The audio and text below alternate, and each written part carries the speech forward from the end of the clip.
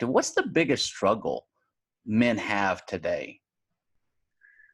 Well, I think there's two things. I think most men don't have models of noble manhood around them.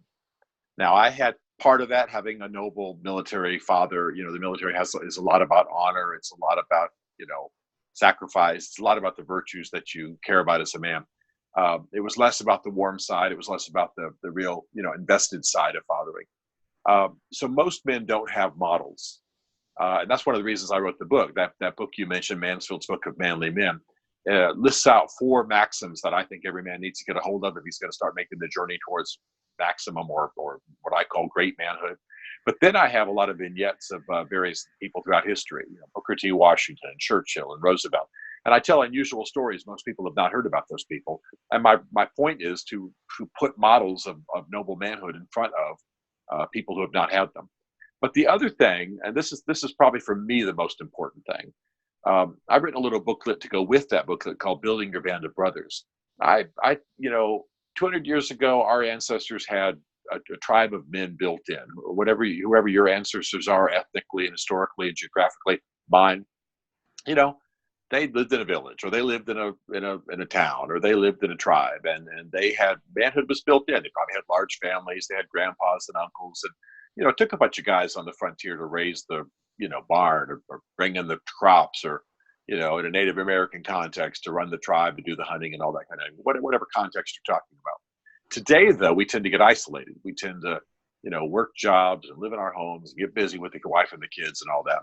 Most men don't have a band of brothers. Surveys show that the average guy can't name a best friend. The average guy in America today can't name a best friend. And by the way, doesn't know who he would call at 3 a.m. If his wife was having some kind of crisis in the home, she's flitting around in her 90. Who do you trust who's going to go over there and handle that with character when you're out of town on a business trip? Most guys have nobody. So I'm a big advocate of the fact we've got to be intentional about building a band of brothers. And so to answer your question directly, the average guy lacks a band of brothers who are partners with him in the great project of becoming noble men. And therefore, he lacks the thing that is at the heart of Band of Brothers, which is the free fire zone.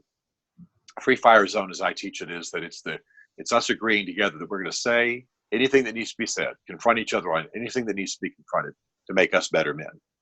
So you and I are hanging out at lunch, and you hear me on the cell phone. I have some bitter, angry phone call with my wife, a cell phone call with my wife. You can say, dude, what's up with that now? Tell me what's going on. You got a great wife. That's not the man you want to be. You were just rude. Tell me what's up. Or you see me gaining 40 pounds. Or, it's okay with you and I if I have one glass of wine, but one night you notice I'm having 4. What's going on with that?